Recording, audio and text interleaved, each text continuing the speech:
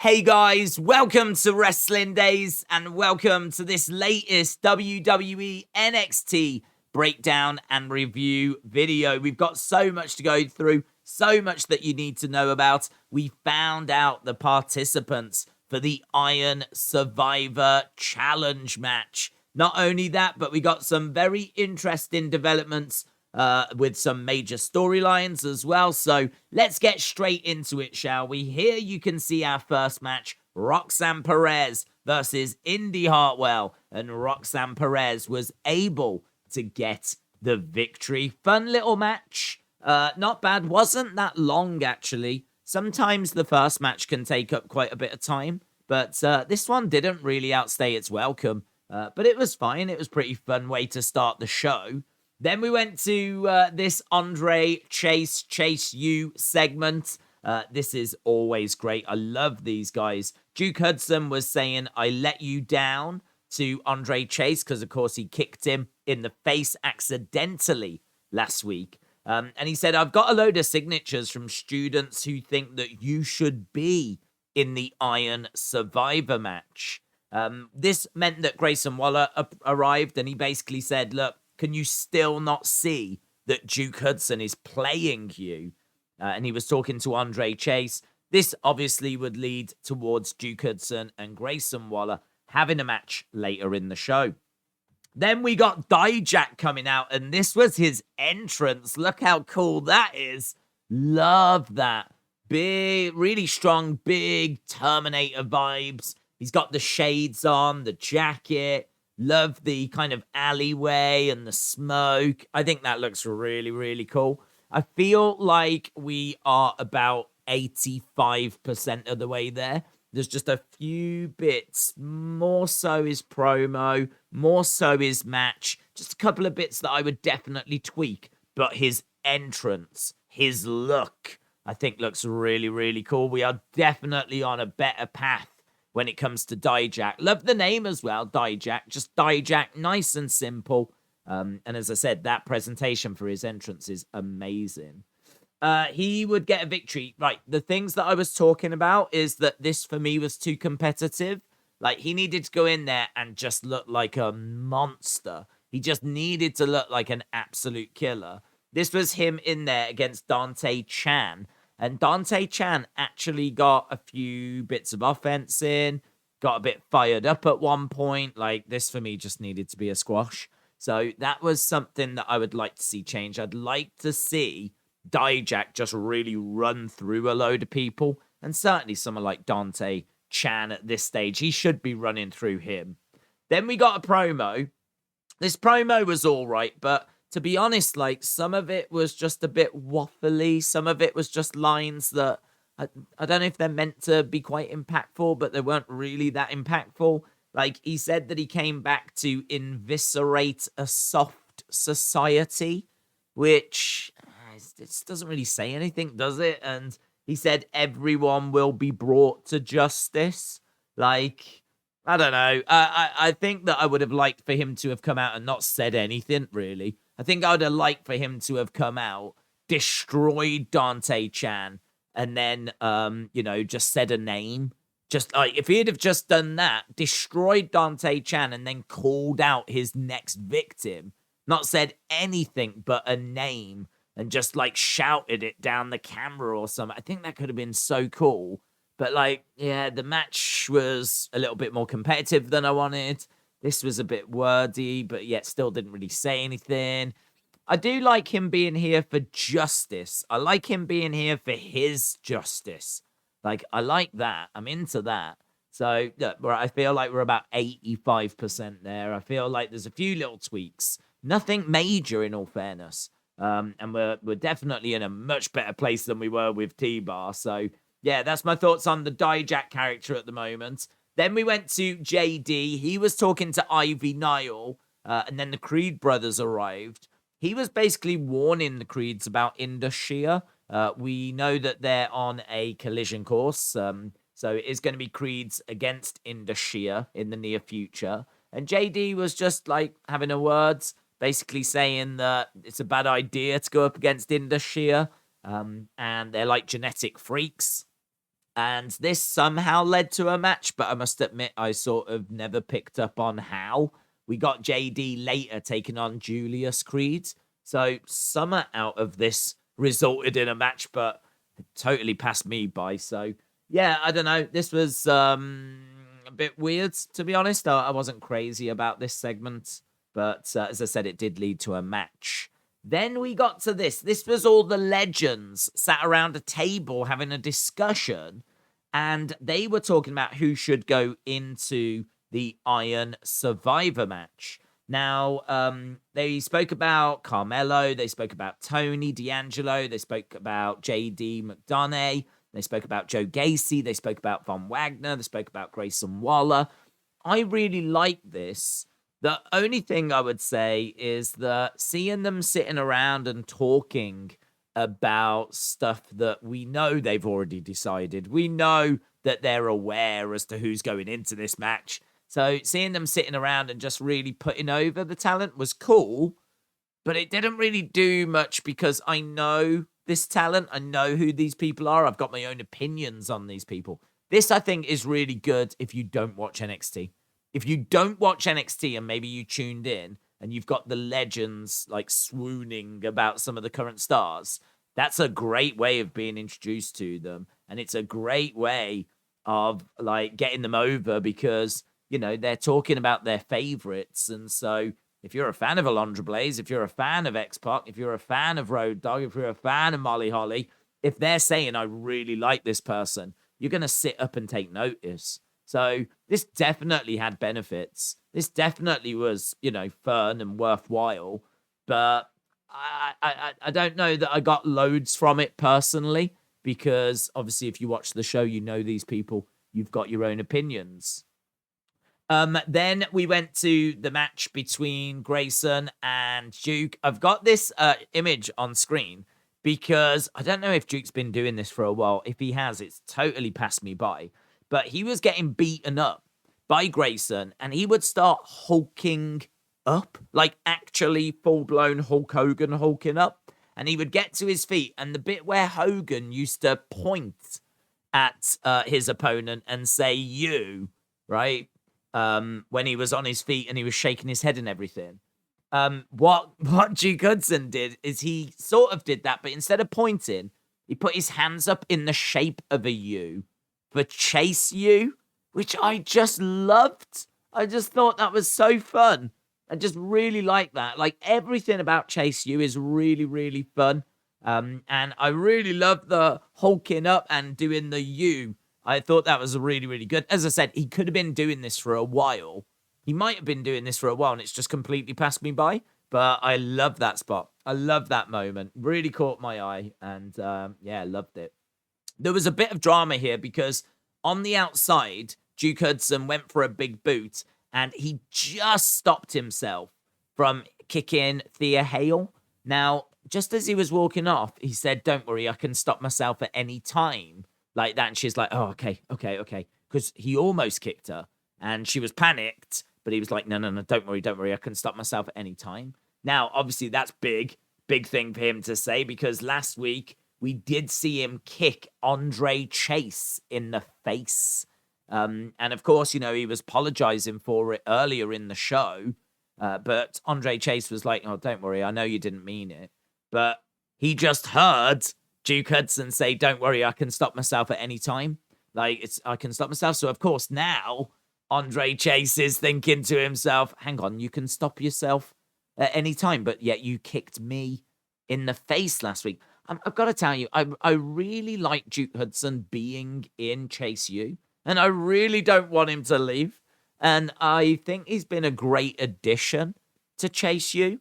So, like, I feel like this is building towards Duke Hudson and Andre Chase having a feud and having matches. But I don't want that. I want him to stay with Chase U. So, yeah, I don't know. I don't know what the future's going to hold for all of this, but clearly some drama, and there's going to need to be some explaining between Duke Hudson and Andre Chase. This genuinely is one of my favorite stories going on in NXT at the moment. This is one of my favorite things, full stop, on NXT. And Thea Hale, as everyone knows, is also one of my favorite things on NXT. So lots of ticks lots of positives, lots of praise for this. But Duke would be rolled up, unfortunately, and he would end up losing the match. Then we went to, this is Javier Bernal, and he was trying to do his comedy moment again. You might remember we gave praise for him having something to get his teeth into and trying his hand at a bit of comedy stuff. The only problem is it wasn't very funny, and unfortunately, this was exactly the same. This was him spraying some of his big body cologne, or BBC, as he was calling it. And so he was spraying that around and making jokes about his BBC. There was some all right stuff here, in all fairness. Some of this stuff was all right, but the majority of it was not funny, and it was a little bit cringe. And I think his delivery is good. I like him and Mackenzie. I think they've got a good kind of chemistry, but it needs to be funny. The content needs to be funny. And this is just falling a little bit short at the moment for me. Then we went back to the ring. We got Fallon Henley taking on Kiana James. These two, of course, have been involved in a feud for a while. And as you can see here, Kiana James getting the victory. She did throw, I think she had her handbag in the ring, and she sort of used that as a bit of a distraction. Fallon Henley went hard into the ring post. She ended up getting rolled up. So there was a bit of a distraction, but it wasn't really much of a distraction. And either way, Kiana James picking up a victory. Then we went backstage, and of course, we saw the sweater getting destroyed. So, of course, that was going to be setting up a match for later in the show with Von Wagner. So, no surprises there, because, of course, we saw that play out last week. Then we went back and we saw another segment. This time they were talking about the women. It was exactly the same as what they did for the guys, sitting around a table, talking about several different superstars. Roxanne, Zoe, Indy, Cora, Fallon, Kiana, Alba Fire, all of those getting mentioned by different people. And what Shawn Michaels said is, right, go away, jot down your 5 guys, jot down your 5 girls. I'll look at the lists, I'll make my mind up, I'll make a decision, and we'll get the participants sorted. And he thanked them all for coming. So it was a nice way to put some legends on the show. Didn't know how they were going to do it. This honestly had its highlights. It just didn't blow my mind.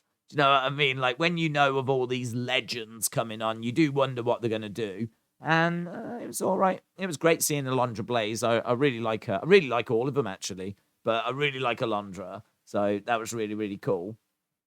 Then we were going to go to a women's tag match. This was going to be Nikita and Kaden and Katana taking on Toxic Attraction. You might remember that match was made last week. Well, just as Nikita was about to come out, Zoe wiped her out, chop block from behind, and Nikita went down. So we never got to the match at this point. We would get it later. But yes, there was an attack from behind. And so we didn't get the match in this moment.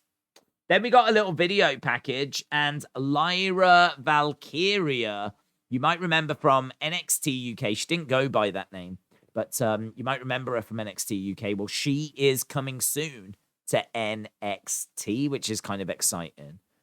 She was in like The Forest, and she was saying that she'd been reborn, reimagined, and all this kind of stuff. So Lyra Valkyria is on the way, so it's kind of good. I'm excited by that. Then we got Axiom taking on Javier Bernal. This kind of played out of that backstage segment we spoke about earlier, with Axiom picking up the victory. So that's a good win for him. Then we would see Nikita backstage. She was being checked over in the medical area. Basically, they said that she was all right. They gave her the all clear. And so the match was going to go ahead, and it was going to be the main event. So, yeah, that just, I don't know, they just sort of delayed the match a little bit. But obviously, she would be feeling the effects of that chop block. And that would obviously play a part during the main event. This was good. I really like this. This was Apollo and Bron sat down having something to eat. and just talking about their forthcoming match. And so, like, they were being really respectful, but they were having something to eat, having something to drink. They were talking about, like, how do you think you're going to beat me? Like, you can't beat me. No one can beat me. And Apollo was like, I'm really pleased I had my issues with Grayson. It's made me hungrier for the title. Like, it was really good. I really like this. And I really like promos and back and forth in different locations. Like, sometimes we see someone in a ring and someone in the entranceway. Sometimes we see two people sat down and we see a bit of back and forth there. This was great. This was two guys, friends that respected each other, sat down having something to eat, but still doing the same sort of promos, but just in a different place. Really liked it. Then we got JD taking on Julius. As we said, it would earlier, we said they would have a match. It was all right. It was pretty fun. Indus Sher, of course, came down, and we knew they would. They came down. JD was about to hit Julius with a chair, and this is where we would see Sanga knock Julius out of the way. He would protect him, and he would take the chair shot instead. Basically he said, I want you 100%. So Indus Sher want the Creed brothers, but they want them 100%. Then we saw Dijak just talking to Tony. Tony said that he was going to be back in action next week. He said he always has a good relationship with the authorities. And basically he wants a good relationship with Dijak. And he was trying to get onto his good side. And basically he said, I will take care of Wesley for you. Because Dijak had mentioned that, everyone was going to get served justice. And he mentioned a few names, and Wesley was one of them. So Tony was trying to get onto his good side. Sort of seemed to work, but still get the feeling that Dijak is really a bit of a lone wolf that's going to operate on his own. But either way, this was pretty fun. Then we got the confirmation as to who is going to be in the Iron Survivor Challenge. Shawn Michaels had made his mind up. So it's going to be Grayson Waller, JD McDonough, Carmelo Hayes, and Joe Gacy, which I've only just seen that picture of Joe Gacy. Look at that image of Joe Gacy. Like, there is no way that is correct. Someone has taken his head and just shoved it on a random body, maybe. Is that even his body? I don't know. But that looks so awkward. I've only just noticed that picture of JD. That's amazing. Of Joe Gacy. That's amazing. So, as we said, those four guys. Then, in the background, there's going to be an extra person that gets added. There will be next week. We'll talk about that in a second.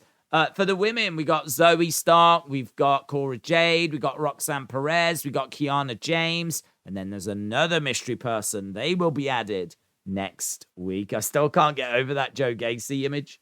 Right here, this is the match next week. So the winner of this goes into that match we just spoke about. So Von Wagner versus Axiom versus Andre Chase. And then the women, Wendy Chu against Fallon Henley against Indy Hartwell. So that's to decide the final entries into the Iron Survivor Challenge.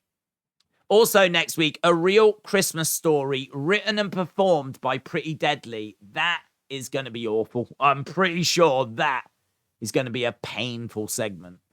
And then we get to our main event. So this was quite botchy, to be honest. There was a few moments here that were a little bit off, and it ends with Toxic Attraction getting the pin and the win.